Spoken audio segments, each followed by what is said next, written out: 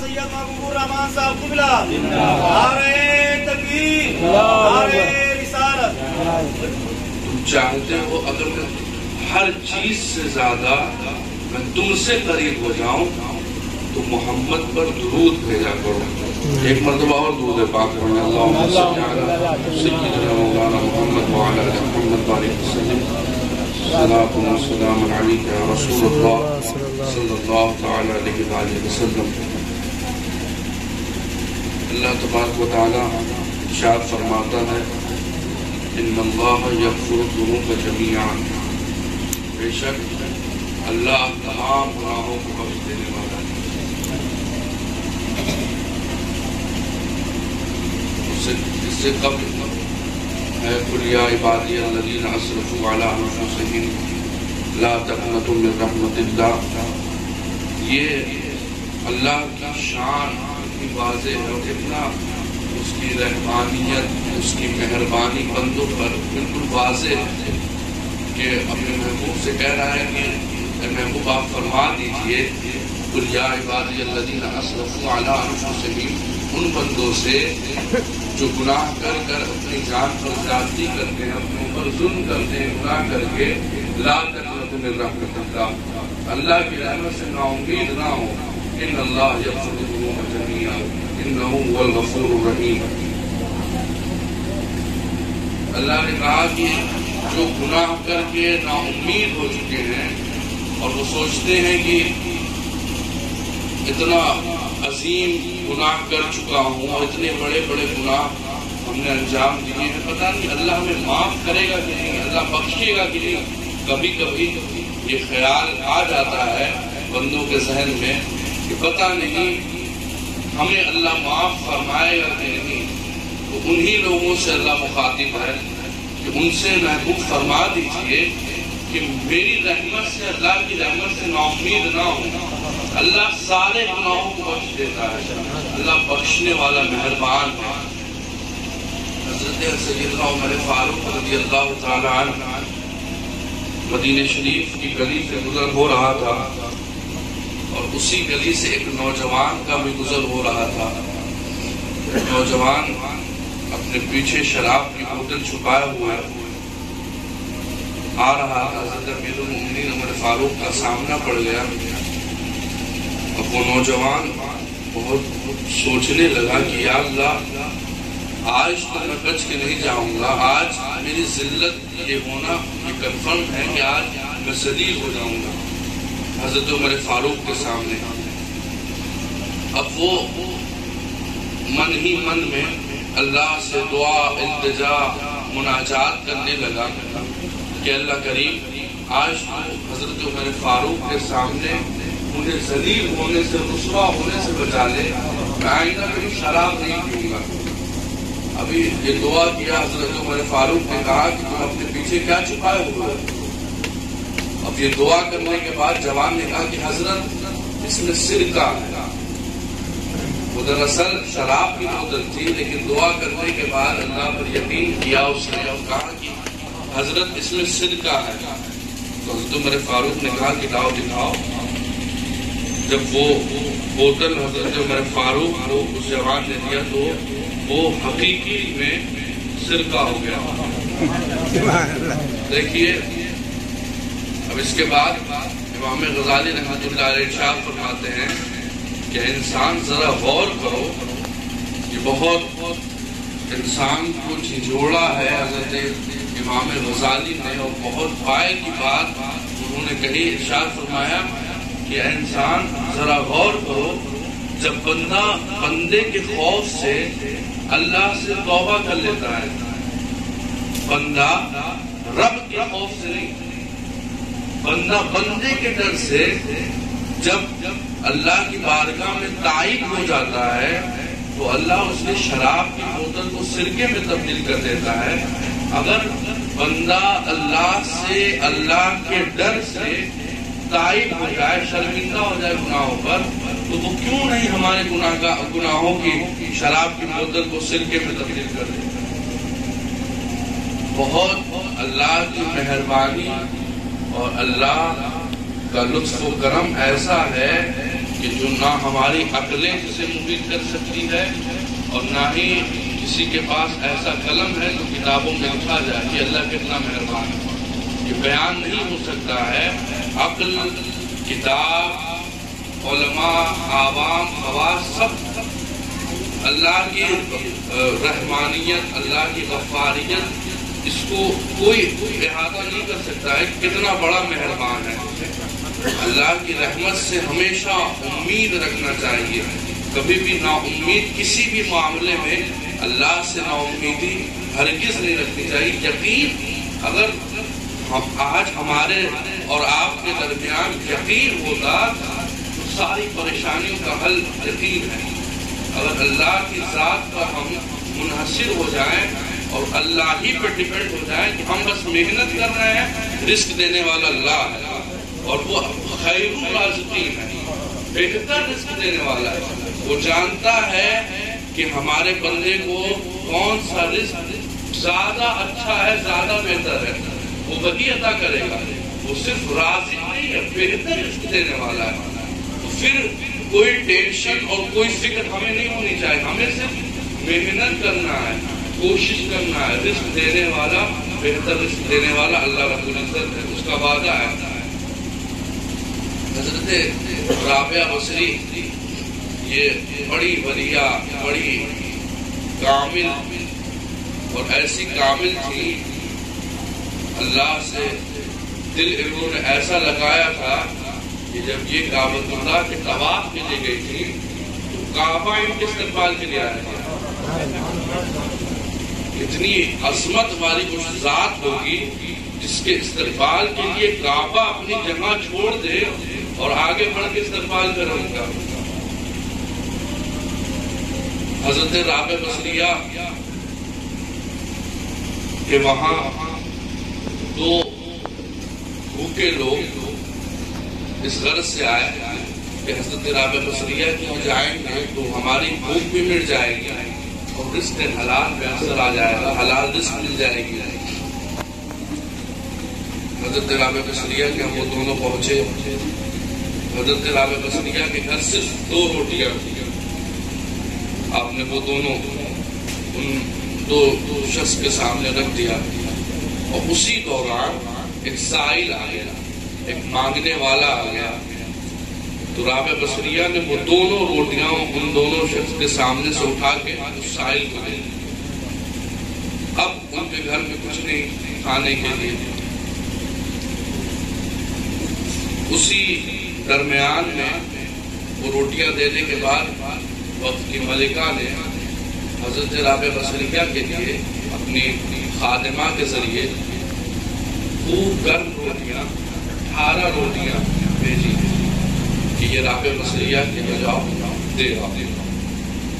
وہ جب خادمہ رابعہ بصریہ کے ہاں روٹیاں لے کے پہنچی تو حضرت رابعہ بصریہ نے پوچھا کتنی روٹیاں ہیں؟ تو ان لوگوں نے ارشاد فرمایا کہ 18 روٹیاں. آپ نے فرمایا کہ یہ میرے لیے نہیں ہوگی، ملکہ نے کسی اور کے لیے بھیجا ہوگا اور غلطی سے آ گیا. بہت زیادہ اصرار کیا انہوں نے کہ نہیں آپ ہی کے لیے بھیجی گئی ہیں روٹیاں، لیکن آپ نے بھی قبول نہیں کیا اور انکار ہی کیا کہ نہیں یہ میرے لیے نہیں ہوگی، کسی اور کے لیے بھیجا ہوگا. بہرحال وہ پھر واپس لے کے چلی گئی. ملکہ سے سارے معاملات عرض کیا ان لوگوں نے. تو ملکہ نے 2 روٹیاں اور بڑھائیں، 20 روٹیاں بھیجی. پھر حضرت رابعہ بصریہ کے ہاں وہ روٹیاں لے کے پہنچی. تو حضرت رابعہ بصریہ نے پوچھا کتنی روٹیاں ہیں؟ تو انہوں نے کہا کہ 20 روٹیاں ہیں. تو آپ نے قبول فرما دی. اس کے بعد یہ دونوں بیٹھے بیٹھے جو بھوکے لوگ تھے یہ سارا معاملہ دیکھ رہے تھے.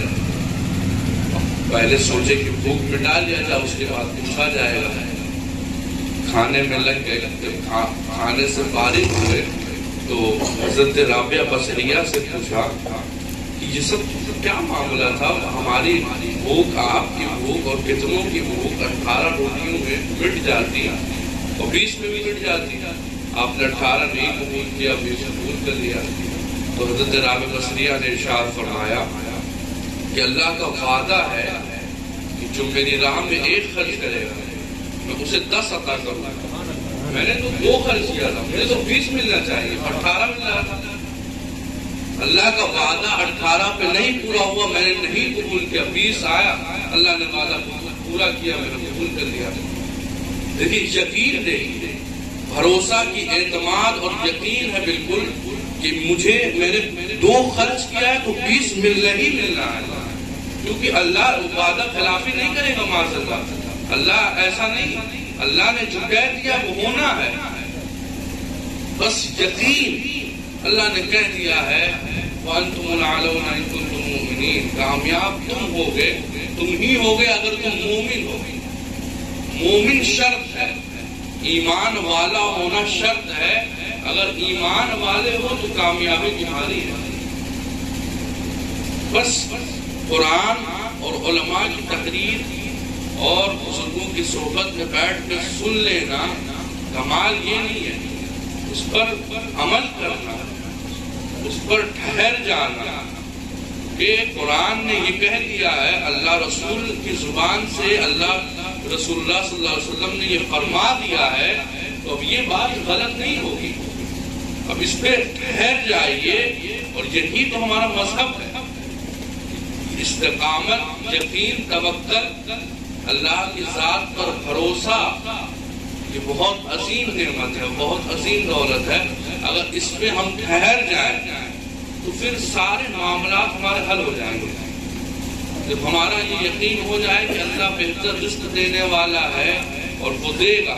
کتنا لاک ڈاؤن لگا, کتنی لوگوں کی دکانیں بند ہو گئی, رمضان تھا لیکن ہر مغرب سے پہلے دسترخوان سج جاتا تھا, قسم قسم کی غذائیں رہتی تھی. یہ کون دے رہا ہے؟ کہیں سے کچھ کمائی نہیں ہو رہی, کوئی آمدنی نہیں ہو رہی, لیکن مغرب سے پہلے دسترخوان سج جا رہا ہے. ہم لوگ رمضان میں ٹرین میں تھے اور اس وقت بالکل گھر کا ماحول تھا. مغرب سے پہلے جیسے معلوم ہوگی کہ گھر میں موجود ہیں, قسم قسم کے پھل بھی ہیں اور طرح طرح کے جوس اور شربت بھی موجود ہیں. تو یہ کون انتظام کر رہا ہے؟ اللہ انتظام کرنے والا, اللہ رزق دینے والا ہے. وہی خیر الرازقین ہے, وہی بہتر رزق دینے والا ہے. وہ بہت بڑا مہربان ہے, بہت بڑا مہربان ہے. اس کی رحمت سے کبھی نا امید نہ ہونا چاہیے. کوئی فوت ہو جائے, کسی کی نوکری نہ لگے, کسی کا رشتہ نہ لگے, بہت ہم انجانے میں جانے میں ایسے ایسے جملے کا استعمال کرتے ہیں کہ جو بہت زیادہ ناپسندیدہ ہے. بعض اوقات لوگ ایسا بول دیتے ہیں کہ میں تو اتنا پریشان رہتا ہوں, حالانکہ ایک وقت کی نماز بھی نہیں چھوٹتی ہے, نفل روزہ بھی رکھ دیتا ہوں, صدقہ بھی دیتا ہوں, زکوٰۃ بھی دیتا ہوں. تو یہ کس لیے دیتے ہیں؟ یہ کس کے لیے دیتے ہیں؟ اس لیے کہ پریشانی نہیں آئے. نماز اس لیے پڑھا جاتا ہے, یہ عبادات تو اللہ کے لیے ہیں. اب اس کی برکت سے اللہ محفوظ رکھتا ہے, لیکن ہرگز بندوں کا یہ حق نہیں ہے کہ ایسے جملے استعمال کریں کہ ہم تو اتنی نمازیں, اتنی پرہیزگاری ہے, اس کے باوجود نہ جانے برسوں سے پریشان. یہی تو آپ کی پریشانی کا سبب ہے کہ نماز پڑھ کے اس پہ اترا رہے ہیں, اور جیسے لگتا ہے کہ احسان اتر رہے ہیں آپ کسی پہ. اللہ کی نماز, اللہ کے لیے نماز پڑھ کے اللہ پر احسان جیسے لگ رہا کر رہا ہے بندہ. ہم کتنا بڑا احسان کر رہے ہیں, کتنی محنت کر رہے ہیں, اس کے باوجود ہمیں پیسہ نہیں مل رہا ہے. یہ حالت ہے ہمارے بگڑنے کی. یہ حالت سدھرے گی کیسے؟ دیکھیے, جب علماء, جب پہلے زمانے میں لوگ علم حاصل کر لیتے تھے تو اب وہ جستجو کرتے تھے کہ کوئی ایسا مل جائے جو ہمیں علم پر عمل کرنے کا جذبہ اور شوق پیدا کروا دے. کوئی ایسا مل جائے جس کی ہم پر نظر پڑے اور ہمارا دل بھی روشن ہو جائے. جس کی نظر پڑے تو ہمارا قلب بھی ذکر الہی میں مصروف ہو جائے. یہ خواجہ معین الدین چشتی ہوں، نظام الدین اولیاء ہوں، یہ بڑے بڑے علماء اور اپنے وقت کے بڑے بڑے شیخ الحدیث اور مفتی ہیں، لیکن اس کے باوجود در بدر گھومتے تھے، کہیں کوئی مل جائے کہیں کوئی مل جائے، جس کی نظر جس کا چہرہ دیکھے تو حضور کا جلوہ نظر آ جائے، جستجو ہوتی تھی. اس کے بعد وہ ان کی صحبت میں رہا کرتے تھے، برسوں وقت گزارا کرتے تھے، تب انہیں کچھ عطا ہوتا تھا. حضرت مولانا روم شاہ فرماتے ہیں ہر کی خواہد ہم نشینی صحبت بخدا او نشین صحبت باولیاء، جگ زمانہ صحبت باولیاء، بہتر 100 سالہ اطاعت بے ریا. جو کوئی اللہ کے ساتھ ہم نشین ہونا چاہے، ہر کی خواہد ہم نشینی صحبت بخدا او نشین صحبت باولیاء، اس کو چاہیے کہ پیران کاملان اولیاء جو اللہ تک پہنچ چکے ہیں ان کی صحبت میں بیٹھا کرے. صرف جبے اور امامے پہ نہ جایا کرو، صرف جبے اور بڑی بڑی اونچی اونچی ٹوپیوں پر نہیں آنا چاہیے. اللہ والا جو ہوتا ہے تو وہ آپ کا دل قبول کر لیتا ہے کہ یہی حق والا ہے. اور صرف بڑے بڑے جبے خبے یہ تو صوفیوں کے مشرب کے خلاف ہے. انہوں نے یہ سب کبھی قبول ہی نہیں کیا کہ ہم جہاں بیٹھے تو مسند ہی ہو، اور اگر مسند نہ ہو تو پھر بالکل درہم برہم ہو جائیں. اگر کرسی نہ ملے تو ناراض ہو جائیں صاحب خانہ پہ پروگرام کرانے والے پر. ایسے بھی اور ایسے ہی لوگوں نے جو کامل پیر حضرات ہیں ان لوگوں کو بھی بدنام کر رکھا ہے. ایسے لوگوں نے بزرگوں کا ہرگز یہ مشرب نہیں ہے کہ ہم جہاں ہوں صرف ہم ہی ہماری ہی شان میں منقبت ہو، ہمارے ہی اگر مولانا صاحب تقریر کر رہے ہیں تو ہمارے ہی بدعت ہو، اگر نقیب صاحب نظامت کر رہے ہیں تو ہمارے ہی شان میں کہا جائے. یہ ہمارے بزرگوں کا ہرگز طریقہ نہیں ہے. حضرت بایزید مستعمل شاہ فرماتے ہیں کہ اللہ کا ولی وہی ہوتا ہے. فرماتے ہیں ایسے فرمایا کہ اللہ کا ولی وہ نہیں ہوتا جو اپنے آپ کو سب سے بڑا سمجھے. اللہ کا ولی وہ ہوتا ہے جو ساری مخلوق میں اپنے آپ کو سب سے کم کر جانے. لیکن معرفت جب اللہ کی کسی کو حاصل ہو جاتی ہے تو اس کے اندر سے انانیت، میں سب سے بڑا عالم ہوں، میں سب سے بڑا پیر ہوں، میں سب سے بڑا مفتی ہوں، مجھ سے بڑا کوئی ہے ہی نہیں، یہ چیز نکل جاتی ہے. اب وہ ساری مخلوق سے اپنے آپ کو سب سے کمتر سمجھنے لگتا ہے. سب سے کمتر جو سمجھے اپنے آپ کو وہی اللہ کا ولی ہو سکتا ہے. یہ لوگ کیسے ہو سکتے ہیں کہ جو جن کا معاملہ کہ میرا ہاتھ بھی چوما جائے، اگر کوئی مسافہ بھی کر لے تو اس میں بھی ناراض، خالی ہاتھ کہاں ملا ہے، ہاتھ چومنا بھی چاہیے حضرت کا. زبردستی دباؤ میں بہت سے ایسے لوگ نکل گئے ہیں اور ان کا شدت سے رد ہونا چاہیے. اب انہی کی زد میں کچھ اچھے لوگ بھی آ جا رہے ہیں. جب یہ بیچارے لوگ دیکھ لیتے ہیں، دو لوگ تعریف کر دیتے ہیں تو سمجھتے ہیں کہ یہی ہے. اللہ نے فرمایا ہے وَلَا تَلْبِسُوا الْحَقَّ بِالْبَاطِلِ، حق اور باطل کو آپس میں مت ملاؤ. اس لیے واضح کرنا بھی کہ قرآن کے مطابق قرآن کا حکم ہے کہ حق اور باطل کو واضح کیا جائے، قوم کے سامنے بتایا جائے کہ یہ حق ہے یہ باطل ہے، اور حق کا راستہ انسان کو پکڑنا چاہیے. تو اللہ نے ارشاد فرمایا ہے کہ جو شخص، حضرت مولانا روم ارشاد فرماتے ہیں کہ جو شخص اللہ کے ساتھ ہم نشین ہونا چاہے وہ اہل اللہ کی صحبت میں بیٹھا کرے، اللہ والوں کی صحبت میں بیٹھا کرے، اور ان کی صحبت میں ایک لمحہ گزارنا، ان کی صحبت میں ایک لمحہ گزارنا 100 سال کی عبادتیں بے ریا سے بہتر ہے، اس عبادت سے بہتر ہے جس میں دکھاوا نہیں ہوتا، جس میں کسی کو دکھانا مقصود نہیں ہوتا، جو صرف اللہ کے لیے پڑھی جاتی ہے، اس عبادت سے بہتر ہے کہ اہل اللہ کی صحبت میں بیٹھا جائے۔ حضرت مخدوم اشرف جہانگیر سکرانی رحمۃ اللہ علیہ ارشاد فرماتے ہیں کہ انسان، فرماتے ہیں کہ مریدین، طالبین، انسان کو یہ چاہیے،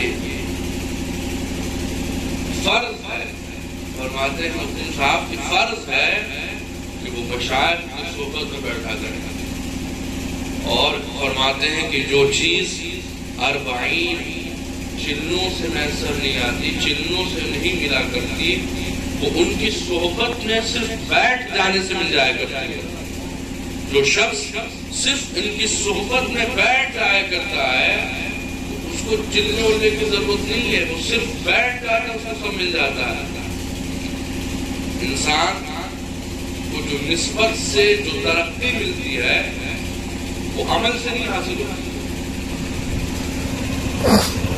نسبت سے جو ترقی مل جاتی ہے وہ عمل سے اتنی جلدی سے ترقی نہیں ہوتی، کیونکہ نسبت میں اب نسبت یہ پورا حضور تک معاملہ ہوتا ہے، اور ان لوگوں کی نظر جو صاحب نسبت ہوتا ہے اس پر ہوتی ہے۔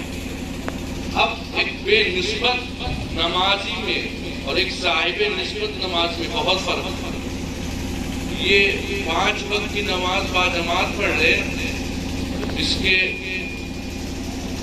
قلب سے اللہ کی صدا آنے لگے، اور یہ پڑھتے رہے، کیونکہ یہ صاحب نسبت نہیں ہے۔ نسبت ہونا یہ بہت اہم چیز ہے۔ میں بتاؤں، حضرت خواجہ اجمیر غریب نواز رحمۃ اللہ علیہ کے پیر بھائی کا انتقال ہو گیا، تو تدفین ہو گئی، جب دفن کر دیا گیا تو خواجہ صاحب بیٹھ کر قبر کے پاس، ساری مخلوق سارے لوگ چلے گئے دفنا کے، صرف خواجہ صاحب بیٹھے رہے غریب نواز رحمۃ اللہ علیہ۔ خواجہ صاحب نے ان کی قبر کا مشاہدہ کیا اور دیکھا اس پیر بھائی کی قبر میں عذاب کے فرشتے نازل ہوئے اور جہنمی لباس اس پیر بھائی کو پہنایا گیا۔ خواجہ صاحب دیکھتے ہیں کہ جیسے ہی اسے جہنمی لباس ملبوس ہوا، پہنایا گیا، ویسے ہی خواجہ عثمان ہارونی قبر میں آ گئے۔ نسبت دیکھیے، قبر میں آ گیا۔ فرشتوں نے کہا کہ حضرت یہ تو بڑا گناہگار مرید ہے آپ کا، یہ آپ کا پیروی کرنے والا نہیں ہے، یہ آپ کی اتباع کرنے والا نہیں ہے، یہ تو صرف مرید ہو گیا، بس دامن پکڑ لیا تھا، اور کوئی اس میں کوئی خصوصیت، کوئی عمل، کوئی اوراد و وظائف، کوئی نوافل کچھ نہیں۔ آپ نے ارشاد فرمایا کہ کیا ہوا، یہ بے عمل ہے، دامن تو اس نے میرا ہی تھاما۔ فرمایا دامن تو اس نے میرا ہی تھاما ہے۔ اللہ کا حکم ہو گیا کہ جب میرے محبوب کو یہ منظور نہیں ہے تو پھر عذاب ہٹا دیا گیا۔ اب اللہ نے فرشتوں کو حکم دیا، عذاب ہٹ گیا، اللہ نے اس کی مغفرت فرما دی۔ یہ نسبت کا کمال ہے۔ یہ خواجگان چشت کتاب ہے، اس میں یہ واقعہ لکھا ہوا ہے۔ دیکھیے، صاحب نسبت جو ہو اور عمل کر لے، باعمل ہو جائے، اس میں کوئی شک نہیں کہ اللہ اسے بہت بلند مقام عطا فرمائے۔ اب یہ نسبت صرف رکھتا تھا اور کوئی عمل نہیں تھا، اللہ نے بخش دیا، اور جو نسبت والا ہو اور عمل کرتا ہو تو اللہ کتنا عظیم مرتبہ عطا فرمائے۔ حضرت گرامی، اللہ تبارک و تعالی ہم سب کو اہل اللہ کی نسبت میں جس طرح دنیا میں رکھا، قیامت میں بھی انہی کے ساتھ رکھے، اور اللہ ہم سب کو، آپ کو، ہمیں بولنے سے زیادہ، آپ کو سننے سے زیادہ ہمیں توفیق عطا فرمائے۔ اللہ ہم سب کو علم نافع عطا فرمائے، ایسا علم عطا فرمائے جس سے ہم بھی فائدہ اٹھائیں اور مخلوق بھی فائدہ اٹھائے۔ السلام علیکم ورحمۃ اللہ۔